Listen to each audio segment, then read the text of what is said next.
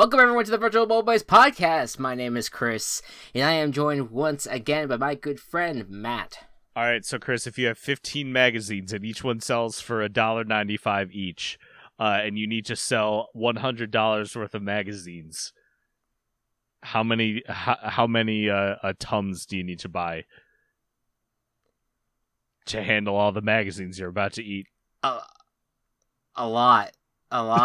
I think that'd give me a lot of heartburn. That'd be a lot of heartburn and maybe some other side effects, honestly, too. So can you tell when my intros are improvised? Did you forget to think of an intro? No, I knew that I was going to improvise something. Oh, okay. I knew I was going to improvise a math problem.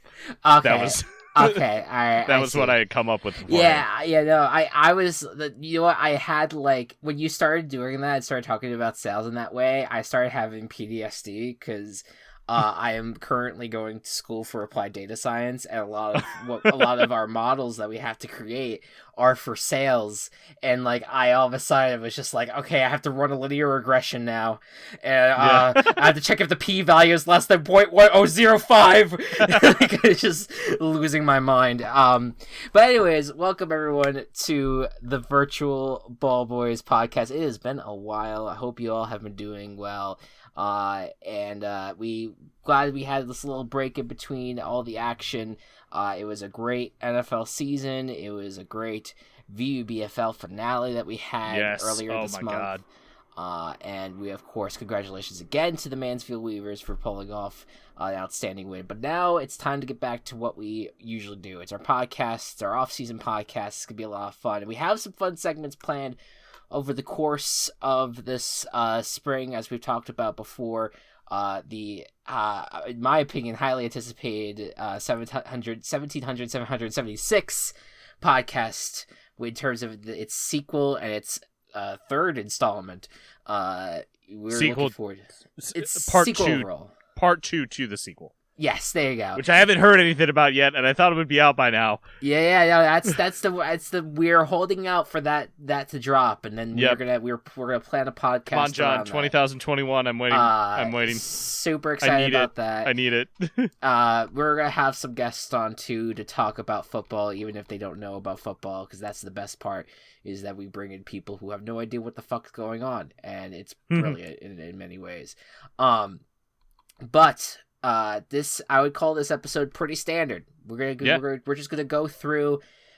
We'll go through everything that's happened. But there is a lot of movement going on in the NFL. The landscape has vastly changed since the Super Bowl ended. The clock went to zero, and we have a lot planned. Or lots to talk about, I should say. A lot to talk about. On that front. But stay tuned for later. Oh shit. Okay. I wanted to get through. I saw it coming, and I wanted to get through to the VBBFL talking about that. Just to be like, oh yeah, by the way, we're gonna do that at the end. But I knew the Matt Watch was coming, so go ahead. We have a Matt Watch. We actually have a 3-part Matt Watch today. Ah, Jesus. Okay. So part 1, former Lions kicker Matt Prater has signed with the Arizona Cardinals this offseason. That was a few weeks ago, but it's been a while for us. Yes, one of the most important Matts in the NFL. Very, very good kicker named Matt. And we have another Matt Watch. Falcons O-line Matt Gano signed second-round tender. So should probably return to the team if he doesn't get traded. Sure. Yeah, and then we have former Dolphins running back Matt Breida signs with the Bills today. Lots of movements in Matts this offseason. I'm very happy. This has been Matt Watch.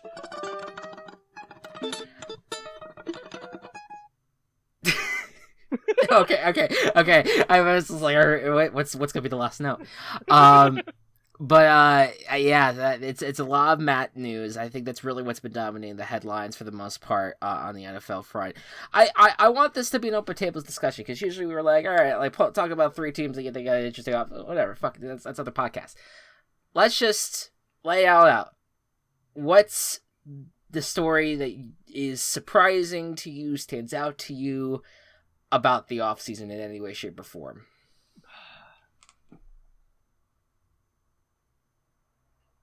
how many wide receiver talk there's been. Like this is a big like free agent year for wide receivers.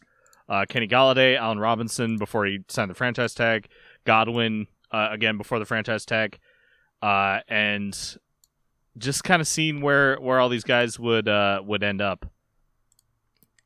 Yeah, any like in terms of the wide receiver class, I'm actually going to scroll down to that. I have my little free agency notepad that I've gotten going. Out of all the wide receiver moves that have been made, and there's been quite a few, it looks like at least like 15 wide receivers that have signed with teams. What do you think is going to be the best signing of the wide receiver class? I'm actually not sure, because I think that the answer honestly would be whoever signs with the Ravens to be the wide receiver one. Yeah, that's still up in the air. Yeah, because it's like I know Sammy Watkins is considering there, but like if Kenny Golladay went there, that would have been the best signing. But he's in New York, right? I can't really think of anyone else other than Watkins who's like currently out for the Ravens job. Sure. I mean, I don't mean to be biased, but speaking of the Galladay trade, Galladay acquisition, I'm as a Giants fan, I'm cautiously optimistic about that. That was, I think, a good signing for us because we've not had, I agree, a solid number one for this team, and I think that Galladay generally like. His problem last year was that he was injured. So I'm hoping that with him joining the Giants, that is just the aura that's over him right now. That's the concern that I have is that, okay, well, we just paid him a ton of money, but are the Giants prepared enough? Like, do they have enough knowledge knowing that they think that Kenny Golladay can play all 16 games? Because this is the first time that I can honestly say going in, and this is with all the Giants moves, and we could go into that later, but with all the Giants moves, I can honestly say that this Giants team has the potential to make the playoffs. They were close last year, and their defense like got a little bit bad near the end of the season, but generally there's a lot of talent there. Pretty solid, yeah. And with all the offensive weapons that they added during the offseason thus far, I mean, there is reason to believe that they have a shot at the playoffs. This is their opportunity to do so. And so I think the Galladay signing is going to work out. I think it gives Galladay, again, another place where he can be a number one wide receiver and play well. Yeah. They do have depth at wide receiver. If they stick with Sterling Shepard and they keep with Darius Slayton, that's good for them as well. So there's hope there. Any other surprising signings to you? I don't know if this one was necessarily surprising, but I do need to talk about Andy Dalton. Sure, go for it. Going to the Bears. Yeah. A signing I would have been okay with last year. Yes. That I'm not so sure how I feel about it this year. I mean, like the way that I see it is if we get some offensive line help and Dalton plays okay, he plays well, not like lights out, but plays well enough, we have the defense to support it. Mm-hmm. Don't necessarily like that Fuller got let go, but yeah, that was I feel like pretty surprising, all things considered. Because he was definitely he was one of the best on the defense, and he kind of like helped with the identity of that defense. So seeing him get let go for an unfortunate cap casualty, kind of sucks. I gotta be honest here. Like, I don't hate the signing for the Bears. I don't hate the Dalton signing. I understand the frustration, but. And obviously, they're going to use the media to kind of be like, oh, we totally tried our best for Russell Wilson. I mean, that was the story that came out of after Andy Dalton was signing. Which they did. Yeah, like but the Seahawks aren't trading Russell Wilson, so yeah. They had this meeting in Fargo, North Dakota, during the North Dakota Pro Day, which a lot of Fargo references kind of came out of that. But they were saying that we tried our best. We sat down, and supposedly, according to reports, the Seahawks were considering it. They actually sat on the Bears' offer, whatever the Bears were offering. The Seahawks thought about it, and they just didn't take it. And so the Bears were like, looked at the quarterback market, saw what was there. I don't think that the Deshaun Watson news, and we'll get to that, obviously. I don't know if any of that was coming out yet, but I think they just felt like, considering all of our other options that are out there, Andy Dalton might be our best option. But I will say, did Andy Dalton get signed before Ryan Fitzpatrick? No, Ryan Fitzpatrick, I believe, got signed first. It's Ryan Fitzpatrick. Okay, so I was gonna say, because I was like, if I had to pick one quarterback that should have been signed maybe by the Bears, it would have been Ryan Fitzpatrick, because that was your prized quarterback of the free agency market right there. Which is insane. He signed with the Washington Football Team. I love this signing. I think that this is right up Ryan Fitzpatrick's alleyway. Fitzmagic needs to continue to be a part of this league. And he seems like he's going to be a starter. Taylor Heineke might take it. What was your reaction to Fitzy making it in Washington? Fitzy is going to do what Fitzy does, and it's going to be glorious. I say, as long as he is the starter, it's going to be a fantastic fantastic time for Mr. McLaurin. Yeah. I'm trying to give myself hope for the Giants this offseason, but I really think Washington Football Team has had a fantastic offseason. Yeah, I think the Washington Football Team has the best chance to finish above 500 out of the NFC East. Because they got Curtis Samuel, which is a nice underrated get. Yep. That's at least on the offensive side of the ball. And did they participate in the trade market? No, they did not. But to get Ryan Fitzpatrick, get Curtis Samuel, have Terry McLaurin, then have Antonio Gibson there. I mean, that's a good offensive group. You re-signed Brandon Scherf, or at least franchise tagged him. Yeah. I forget if they signed him to a long-term deal. But and then of course the defense. The defense is still there. You didn't lose anyone of significance there. I know that Ryan Kerrigan is testing the open market right now, but I very like it is outside of ownership. I mean, there's really not really a major flaw on this team at the moment. And that's a good sign. That's a good sign for that team. The other quarterback signing, going back to the Bears in a sense, Trubisky for the Bills. What do you think about that signing? I think that Trubisky was going to be a backup this year. Mm-hmm. And that was just the place that had a backup opening. Yeah. That's where he's going. What? Now that the Trubisky era is over in Chicago, and like the fact that it went so poorly for Trubisky that he doesn't even get a shot at a starting job, that we know for a fact that Josh Allen is going to be keeping the job in Buffalo because he had such a great year last year. Yeah. For you, looking back at everything that's happened for the Bears and its court and with Mitchell Trubisky, just where do you think it all went wrong? When we traded up. Not necessarily the drafting Mitch Trubisky part, because that's like the thing with drafting is that you have to take your shot. And Pace took his shot on Trubisky. Didn't work out. And it is very clear with the other quarterbacks from that draft class that there's always a sense of what could have been. 100%. And it's very easy to clown on the Bears for it. Yeah. But it's like you have to take your shot. Spending all those picks to move up one spot, maybe not necessary.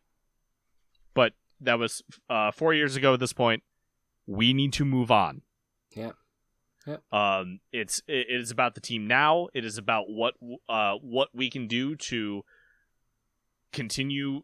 I almost say continue being mediocre, but well, that's what the team has been this year. Sure, and yeah. I think the other thing that people need to keep in mind is that I think the annoying thing about when we talk about draft evaluation and things like that, you want to naturally clown on a team if they draft someone, especially a quarterback, and it doesn't work out for them. Yeah. But what's important to remember, and it's easy for people to forget, but is what that moment actually meant. Because remember that, like, every single mock draft around that time period had Mitch Trubisky in the top 5 as a quarterback. Like, he was the number 1 projected quarterback in that draft. Like, people thought he had the talent and like the skill set to succeed in the NFL. And the Bears took that chance. Yeah.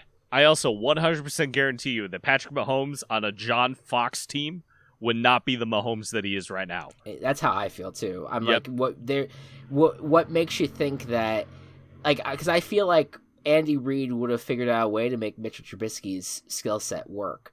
Whereas, I mean, and not to say that Patrick Mahomes is a system quarterback by any chance, but there is absolutely they work together to make themselves to have Mahomes be as good as he is and have the team be as good as it is. Exactly. Like it's one of those things that, like, coaching, no matter what the circumstances. I mean, that's what the annoying thing about the Tom Brady Bill Belichick thing is that no matter what, coaching and quarterbacking work in tandem. Like you no matter what regardless of how much talent Patrick Mahomes has, if he had a shitty coach or a shitty system that he had to figure out how to run, it might not have worked well. He'd have a Stafford career. Right, and if Mitch Trubisky in Kansas City, even if it was like an Alex Smith type situation, like, even still, Mitchell Trubisky is more of a mobile quarterback than Alex Smith it was. Like, even if they had that system down there, I think that you would have seen success from Trubisky a lot more under Andy Reid, who is more competent. It's just how the cookie crumble, and we can't revise it. So obviously, biggest news stories of the offseason were talking about, like, all right, the quarterback trade market. And Russell Wilson was part of that trade market. He kind of was, he was in the conversation all of a sudden near the end of February, early March. And I think once Andy Dalton was signed by the Bears and the story came out about how Russell Wilson was on the table and those trade discussion talks and the Seahawks finally said no, I think that was the moment where it seemed that Russell Wilson was going to remain with the Seahawks. But do you think, Matt, that there is a chance that Russell Wilson might still make the move? I will stop watching football if Wilson is traded at this point. You will stop watching football? Because I will be so fucking pissed off at the fact that they were like, oh, we don't really feel like it. And then later go, okay, Dallas. Or it's not, right. not Dallas. Who would it be? Yeah, it would. Okay, San Francisco. God, if they gave Wilson to San Francisco. Well, no, there's no way that would happen. But I mean, okay, Minnesota. Imagine he just gave up on Kirk Cousins like that. I would imagine if Russell Wilson is traded, that would be to the AFC at this point. Yeah. I don't know. New England. Oh, Jesus Christ! I would die.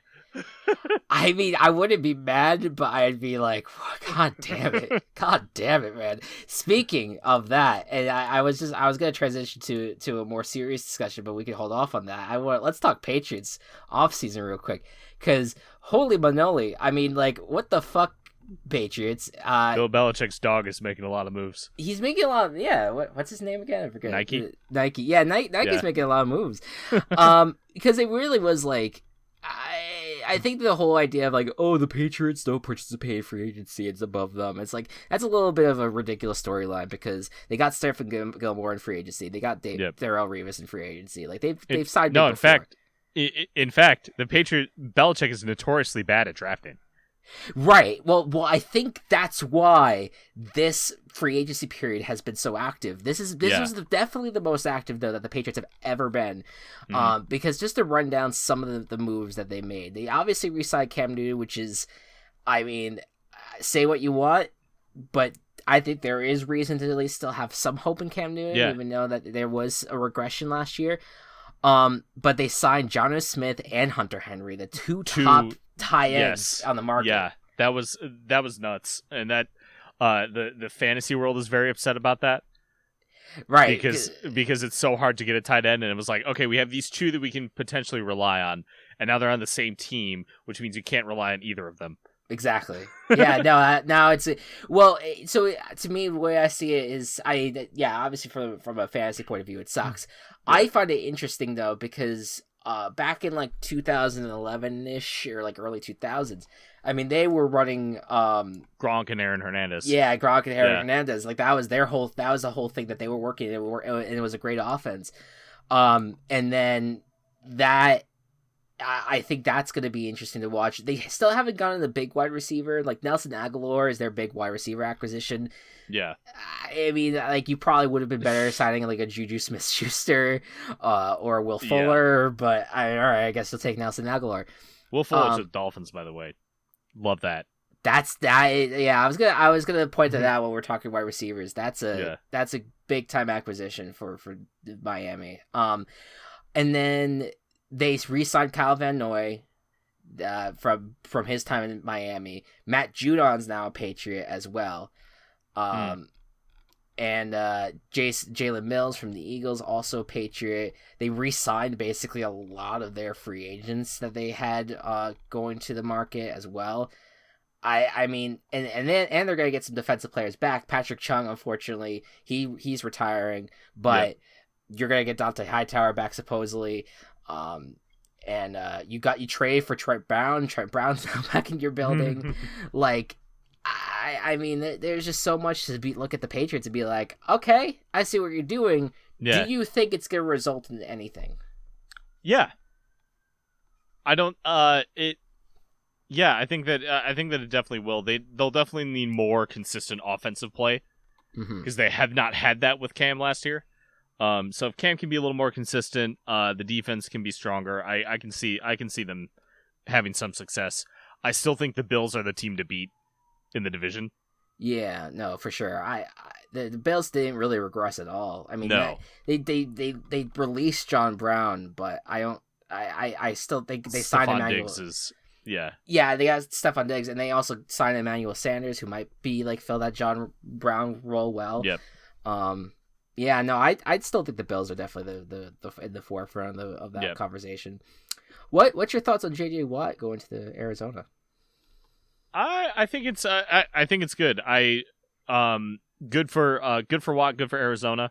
There's a meme I saw. It was like J.J. Watt's like, oh, I want to go somewhere where I can win a ring, and then Larry Fitzgerald turns to him and is like, then why the fuck did you come here? Like what like I think that Arizona I think that Arizona is going to be in the mix though. I hope so because I really like this team. Yeah. And I really like the pieces that they have. Who's starting for them at running back? Because Kenny Drake's not there anymore. Good question. I think that's their hole right now. Is it Chase Edmonds right now? Would be their RB1?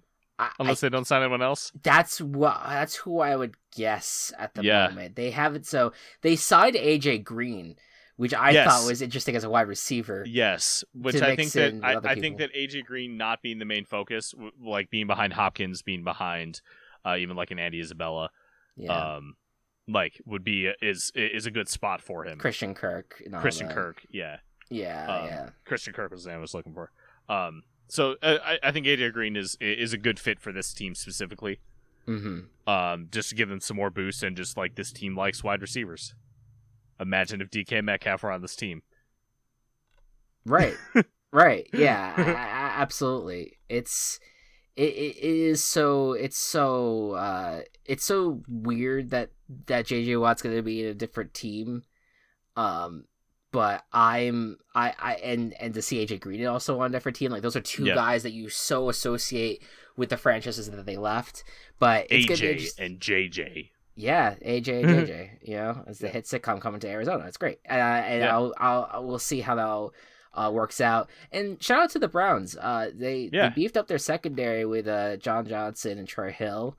You know, and they also, I thought they hosted Clowney. They haven't signed him yet, but they hosted Clowney. That's going to be interesting. And there were reports that maybe OBJ was on the training block.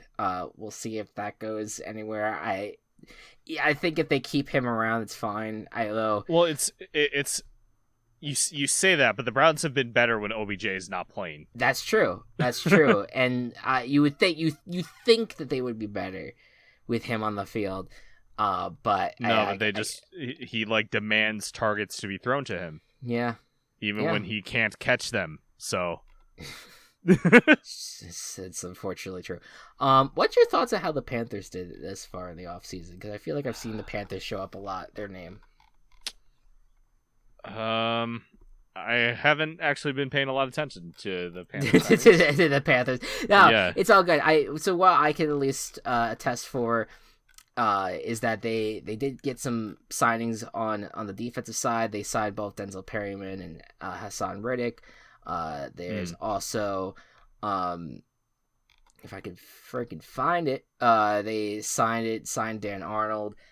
Really, like, not super active offseason for them. I mean, there was one very specific thing I was hoping for that I'm not as much anymore.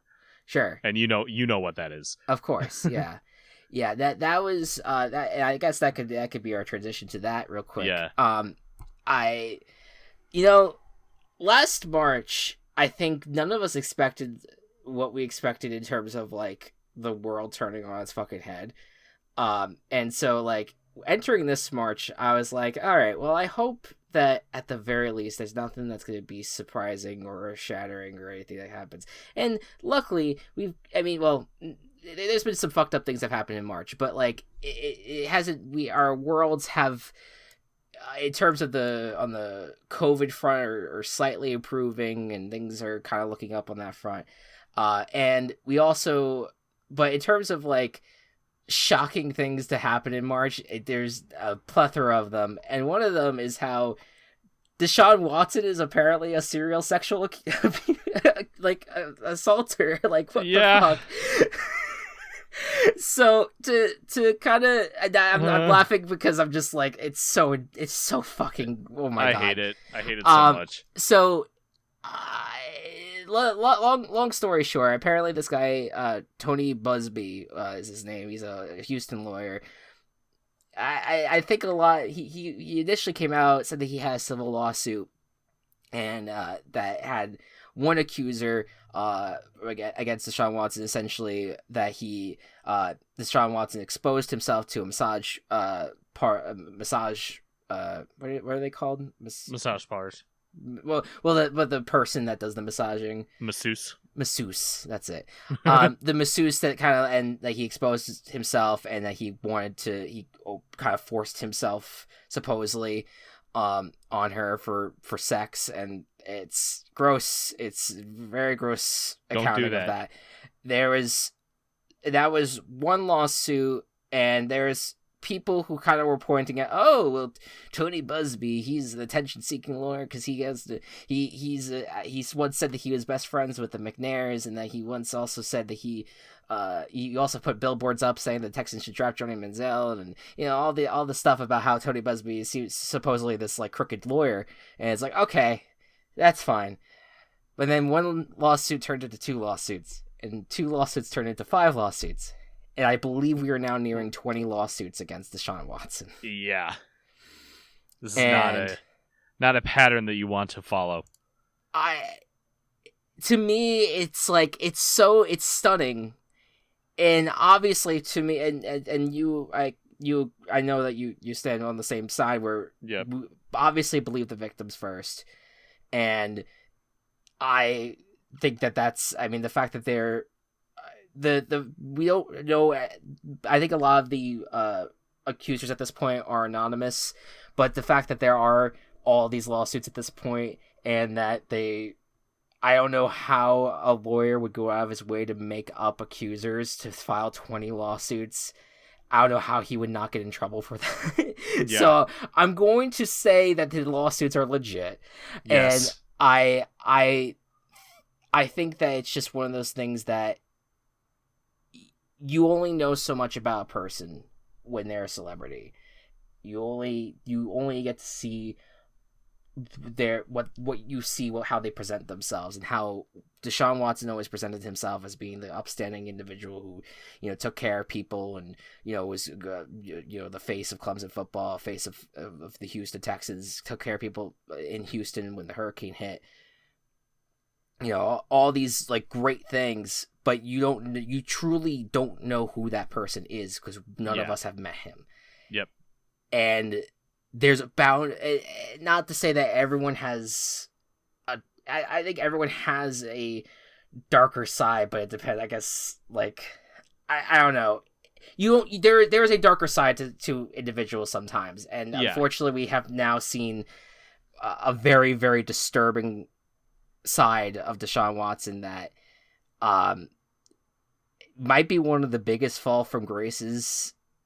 Potentially be one of the biggest fall of grace. Biggest and fastest. Yeah, that we've ever seen. Like, it might be insane. I don't know. I don't even know how else to put into words, but is just your general takeaway from it all? It's disappointing. It sucks. I think that in general, we need to just remind ourselves about idolizing celebrities and idolizing athletes just in a way of, like, you don't know what, like, as you were saying, you don't know what they're like. You don't know what's going on besides them. Mm-hmm. Besides what we see from them. So just not necessarily like expecting that all of them have some terrible secret, because I don't think that's a good way to enjoy things.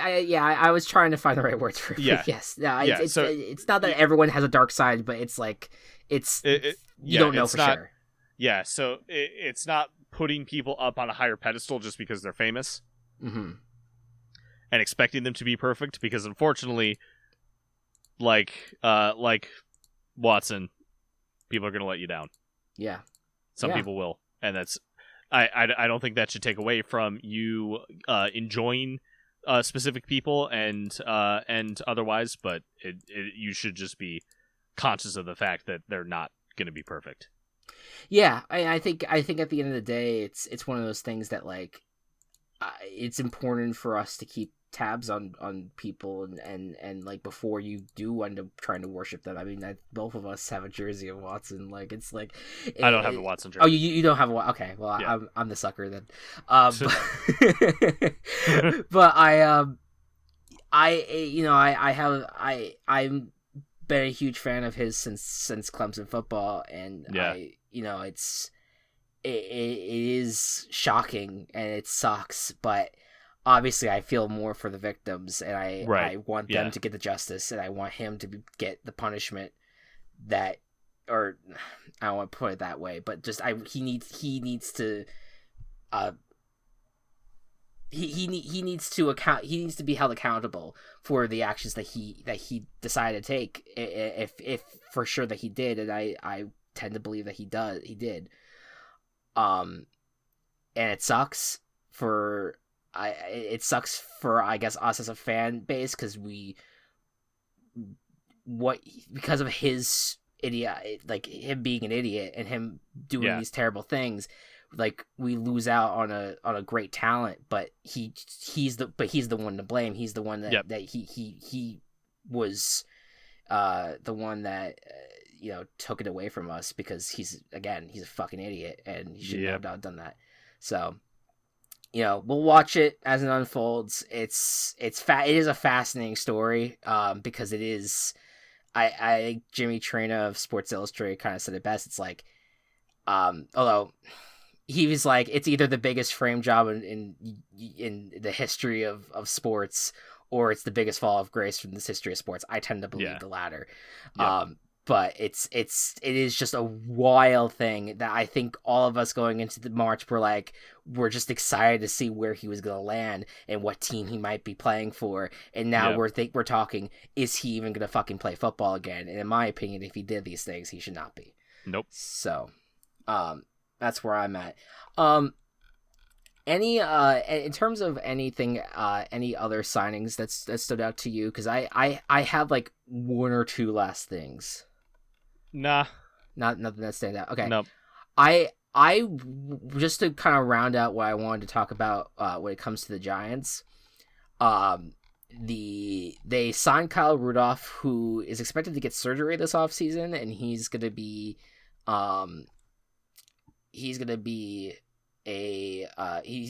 expected to be recovered by then and be playing in September.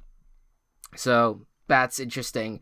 And in terms of the defensive side of the ball, we signed Adoree Jackson, who I think we paid a little too much for. I think that Adoree Jackson, I think there were some rumors about him not really being the best in terms of like focusing on football. There's just some reports about him just not like being like I guess to quote the best teammate, although I feel like those things get skewed all the time.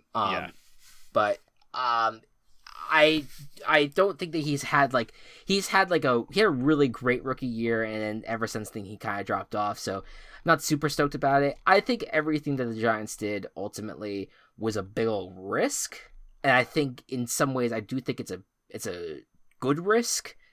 I think it is at the point where Dave Gettleman's ass should be in flames, and this should be his final year as GM, unless he's able to turn out a playoff roster. And so we'll see what happens with that. And lastly, the Chargers, I think, had a sneaky good offseason from what I saw. Signing Corey Linsley for an offensive line, excellent. And then they had added Jared Cook as their tight end as a replacement for Hunter Henry. Yeah, that's a good signing. And I believe I thought there was one more thing that they did, and I'm gonna not be able to find it now. Nah. Oh. Yeah, but I those two signings I thought that were pretty good. I mean, and just knowing that you're building around Justin Herbert is a big deal. Drew Brees, any thoughts on his retirement? Expected? Yeah. Yep. Yeah, that's pretty much how I feel. I think that I will always respect Drew Brees. I always thought that he had a great career overall, and it was a fun career to watch. I think he's going to always be like one of those underrated quarterbacks, never going to be considered amongst the all-time greats, but I think he is. I look back at like the last year, obviously he didn't play well, and then on top of like his comments about the national anthem stuff was bullshit, but I don't want to hold that too much against him though, because it seemed like he realized his error after the fact, but we'll see what happens on that. But I just appreciate the playing of Drew Brees. I feel like he was a very interesting underdog story, from going to the Chargers initially, not really working out there, injuring himself, then finding a home in New Orleans, and being an undersized quarterback, kind of building his way to a Super Bowl, and then just being a permanent fixture of New Orleans. Like, I think you don't know another athlete out there that is most associated with New Orleans like Drew Brees is, and so no, absolutely not. So he's gonna be remembered on that forever. So that's that. I'm sure he missed shit, but whatever. All right, who cares? Because the real league is the VBBFL. All right, because we had a great season 1. It was a lot of fun. It was one of those things that I am like, I feel like there's some projects we end up picking up and sometimes we just fall out of it. We don't get into it as much. And the fact that we were able, I mean, obviously these podcasts are an example of ones that we have carried through, but the fact that we took on this VBBFL project, this like ridiculous, little tabletop role-playing game, and that we made it what it was. I had so much fun with it. And I'm proud of ourselves. I think overall it really came together, and I'm so excited to see what else we can make of it. So let's start talking season 2. Matt, what were some of the ideas that we had for the league as a whole going into season 2? Okay, so for season 2, we talked a lot about just kind of the structure, the aesthetics of the league. Last season, we took a random town generator. We did a bunch of different towns from the U.S., and when we got a town in a state, we to try to just get it as many places as possible. If a town got picked in a certain state, all the states around that would be eliminated from contention, just to get as much as we could. Mm-hmm. This year, we're going to do the same thing, except all of the states from last year have been pre-eliminated. So no more California teams, Minnesota teams, Texas teams, etc. It'll just be a brand new slate overall. Yeah. We also decided last season we kind of got into a little bit of a medieval Dungeons and Dragons type theme. It wasn't all there, but it was kind of generally medieval inspired. Yeah, we do our best. Yeah, so we decided for season 2 we're gonna go futuristic, and try to do like a futuristic sci-fi type thing. Maybe a little. We may bend it a bit to be more sciencey, futuristic, sci-fi kind of stuff. Yeah. Which I think will be fun. And then, what else do we have? Oh, for the players, we talked about this a bit, but we are going to open it up to video game characters as well as any character that comes from an animated movie or TV show. Yes, or a web series if we even want to go. Or web series, or yes. if we want to go that deep. Yeah. Yeah. That's a really exciting one, because as for me, I would probably still make a team of video game characters, but right. I know that there is an arsenal that you and Walsh especially have.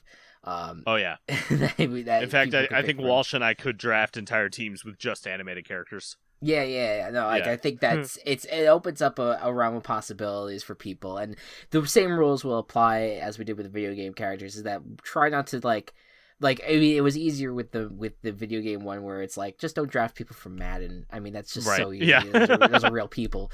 But it try to avoid drafting football related characters, because we want to name an animated football player. I don't know if I can. They're not going to have. They're not frequent. I mean, I think of. I think of an episode of My Gym Partner is a Monkey, and that's the immediate thing that I think of. Right now, and one of OKKO, but that's like it. Their main shtick isn't playing football. Yeah, far and few between in terms of their main shtick isn't playing football. It's just the episode's about football. Yeah, exactly. Yeah. No, it's definitely like wasn't it the Fairly Odd Parents? There's one Fairly Odd Parents had something where it was like, someone was like a football player and like a whole bunch of people tackled him. Was that Fairly Odd Parents? I think so. It was something. Yeah. They had some sort of shtick with that. Yep. Yeah. So it's probably far and few between, but still those rules will be in place. Wait, real quick. Yes. There was an episode of the Fairly Odd Parents where Timmy became part of the basketball team and like wished to like be good at basketball. Yes. You remember that one with the blubber nuggets? They're chewy. Yes, and so, like. Where what was it again? Well, they were be threatening to move, right? They were threatening to move to Alaska, where there were blubber nuggets. Right. Yeah, but the weird thing about that was like it said through dub rules in the entire series that you can't use wishes to help you win a competition. Right. And they get around that by saying, "Oh, Timmy's powers don't work only in the last 2 minutes of a basketball game, because everyone knows that those are the most competitive." As if the entire rest of the game is not a competition. Because it's a jab at basketball, because it's like I mean, like a team can no get one like cares 10 until the last 2 minutes. Yeah, like I know it's a jab at basketball, but it's also just like, what the fuck are you doing, Butch Hartman? Yeah, that's. Well, we know how he is. We know how he turned out. He doesn't turn out great. I'm gonna ban Butch Hartman characters. All right, well, you have to explain that to people, but that's fair. That's fair. All right, so then and we've talked a little bit about the rules. We know that for sure we want to have the offensive staff be a little bit more involved in the overall team. Like we want like at least the offensive role to mean that a team could get a field goal at the very least. Yeah, if they succeed in their offensive check, they'll at least get a field goal. Yeah, and I think that there's one of the biggest things that kind of helped Mansfield get to the championship was defense. We were looking at maybe for the ball handling check portion of things that we would have ball handling versus ball handling instead of ball handling versus defense. Yeah. Because maybe the idea being that both teams are going for the ball. That is going to make ball handling a much more important stat. Sure. So. But I mean, I think that offense elevates ball handling. I think the defense generally had to be nerfed at the end of the day. So I think I feel like it's kind of like a pick your poison. Like, do we want defense to be OP or do we want ball handling to be OP? Sure, absolutely. But at the very least, with offense, if you have it so that way, if you succeed on offense, you could at least get the field goal try. Yeah, that's gonna be helpful.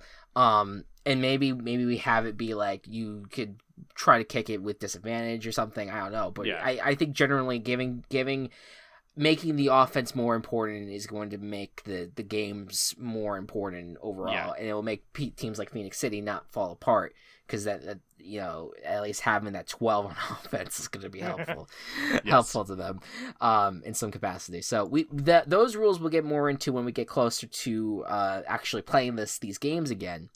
But for right now, it's time to make our first team. Oh my god, I love this. All right. So I did random.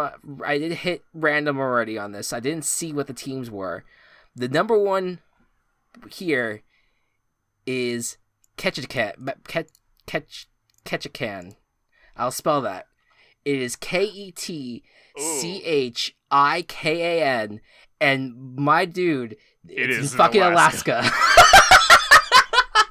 It's over 10,000. It's over 10,000. Yep. Oh, actually, here it says 8,000 here. 8,000 in the 2010 census. Estimates put the 2017 at 13,000. Ah, okay. Interesting. Yeah. All right. I'll count it. I'll count it. Yeah, and that means no other states get eliminated out of the game. Yeah. So Alaska right away. All right, I'm excited for this. Okay, so let's learn about Ketchikan, Alaska, ladies and gentlemen. Yeah, trying to put this into a futuristic thing is going to be interesting. It's going to be interesting. I'm going to just read the first sentence of the Wikipedia. Ketchikan is a city and the borough seat of the Ketchikan Gateway Borough of Alaska. It is the state's southeasternmost major settlement. That's interesting. Oh, I see. So you can see where it is on the map. It's like. It's next to Canada. Right next to I think that's the Yukon right there. Oh, okay. Is the 5th most populous city in the state and 10th most populous community when census designated places are included. And honestly, I'm kind of, even if it didn't reach the 10,000 threshold, I kind of would have argued in favor of this just because I think it's cool. Alaska is very not populated. Right. It is very barren up there. So like, it's worth getting a city If you scroll down a little bit on the Wikipedia page, sure. There is a really cool shot of downtown. Holy shit. Whoa, is that the mountains? The mountain shot? Yeah, that looks great. Yeah, look up Ketchikan, Alaska, everyone. Pull over if you're listening in the car. Pull over. I know you got to go to work, but pull over. And yeah, it's a beautiful shot of the mountains there. I do like the village shot of them. Like it's like going downhill and into the town. That kind of reminds me of Lake George, New York, where you go down and you look to your right and you see the amusement park that's right there. Yeah, that's a lot of fun. I like it. It is a waterfront town. You could see like in the old photos, there's mountains in the background and a little seaport that's there, with things on it as well. Let's see, what else is this town known for? It looks like lumber is a very significant part of the economy. Yes. The marine life generally is very important. Power and telecom. Companies involved in power and telecommunication include the Ketchikan Public Utilities, which is city-owned as well as GCI and Alaska Power. Okay, I think that's just generally talking about the stuff. power. Yeah. Just the general, like, what powers the fucking town. I don't think there's anything standing out there. Notable people is always something I want to go to just to see. It's a professional golfer. Nathan Jackson, Tlingit artist, famous for his carving of totem poles. Ooh. Okay, that's interesting. Roy Jones, first person to fly commercially in Alaska. Okay. Fair. All these people known for things specifically from Alaska. Yeah, this is, and then you have the Murkowskis are from there. Say what you want about them. William Paul is another Tlingit. What is that word? Tlingit? It's an Alaskan native group. Oh, it's indigenous person. Oh, yeah. Okay. Sorry, I'm butchering that. Statesman and leader in the Alaskan Native Brotherhood, born near Ketchikan. Paul was the first Alaskan Native to become an attorney and first elected to the Alaska Territorial Legislature. Interesting. An episode of Mythbusters was filmed here, where they wanted to see if a ship made out of ice and sawdust could float. Okay, interesting. You know what's? I'm looking at the town too. That is so. Do you see the image right next to in popular culture, where it looks like all the houses like are on like these raised docks. Yeah, that is so weird and eerie. I feel like I would not trust that at all. Yeah, that is weird. I feel like that would cause utter. Knock on wood, obviously, I worry about any natural disaster that happens there. I'd be like, oh shit. I'd be very concerned. All right, so we looked at that. We looked at the Wikipedia. Any ideas as an Alaskan-based town for a mascot?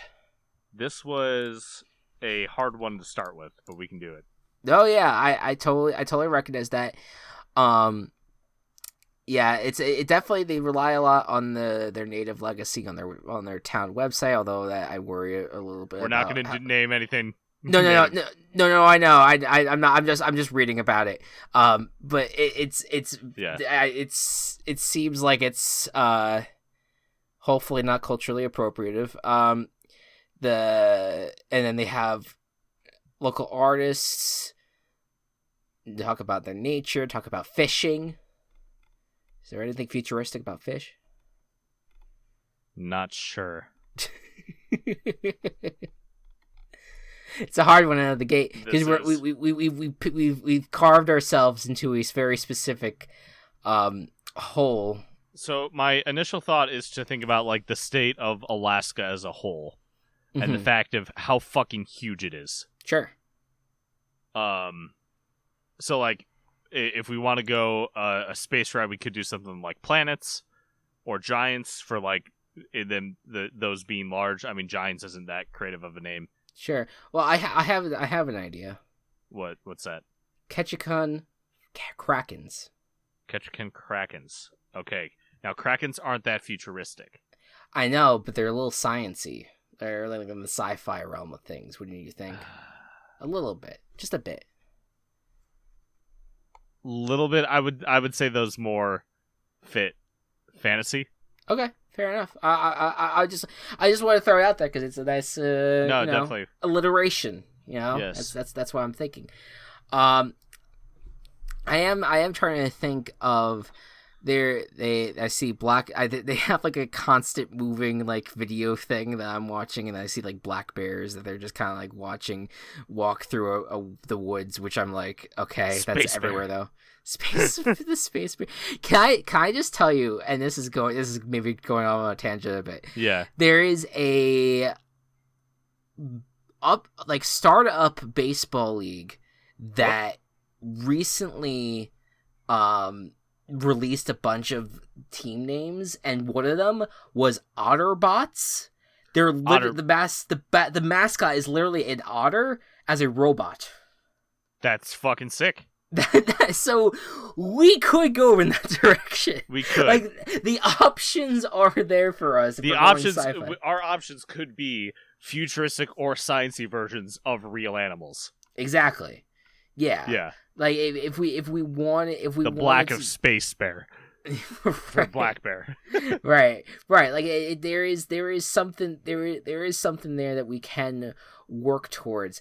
Damn, I really wish I could think of something that's like stronger for this region though, because it is a tough start that we've picked. Do you have a list of sci-fi names? I'm looking through like I just searched futuristic team names. Yeah, because there's definitely a lot of these are not very good. I would imagine it's not very easy to get to. The Star Brigade. Well, here's the thing. Here's something to think about. Isn't Alaska or that northern area where like the Aurora Borealis is? That is true. Like that, the Northern Lights. In an area in Northern Lights where you can look up at the stars. So we could have something stars. I'm fine doing star related stuff. Okay, so then now that we've subjected it to that, let's see. Ketchikan Cosmos? The Cosmos? I'm down for Cosmos. Okay, do we do it with a K? I don't think so. Let's not, because that's one step closer to 3Ks, and I'm not there. I'm not here for that. The Simpsons does that enough, Krusty. So fair enough. All right, so then I'm down for that. Yeah, so, even though they're not like they're literally in the south part of Alaska, so like. Yeah, but it gets close enough. I mean, even like. Also, should note they have a fish on their flag. So, do we want to do anything with that? Huh. But do we have anything futuristic for fish? I'm not. Future fish. Future. Ketchikan future fish. God, I mean, if you're down, I would be down to call it the Ketchikan future fish. Or Robofish. Robofish, that fucking thing from My Sims Kingdom. I was gonna say, like, it's the My Sims fish. Yeah. We're not doing that. All right. For now, unless we could find something marine based for sci-fi, I'm down to stick with Cosmos. I think Cosmos will work well because it relates to space, like the cold of space. We'll probably have more space related things. Yeah, no, that's fine. I mean, but this one specifically is just like these are the stars. Yeah, for sure. All right, so 2 more things do we have to figure out: the color and the location. Let's start with color first in terms of what we want to think about here. So one thing that we talked about was that we want to try to avoid repeating the same color schemes that we had last time. So in terms of colors for Cosmos, my initial thought, and you bear with me here, and I know we recently did that Survivor video, and I shat on the idea of this color scheme. Uh-huh. But I wouldn't be against our mac and cheese coloring orange yellow for Cosmos. See, I think I might. You're for okay for this team specifically. I wanted to pitch it to you. I wanted to pitch it to you first. How about red blue? I mean, so my thought for this would be black purple. Because I may just be thinking of my fucking I have the Galaxy 3DS. Yes, but that has a really nice purple color to it. I think having a more, maybe not like the royal purple like the Ravens, but having a more like a brighter purple of some kind with a black, or even a dark gray could have a pretty cool look to it. Yeah. Okay. Yeah, I'm down for that. So we'll do black purple for that. Cool. And last but not least, so last time when we did locations, I was like, all right, we'll just pretend that they're actually playing at these locations.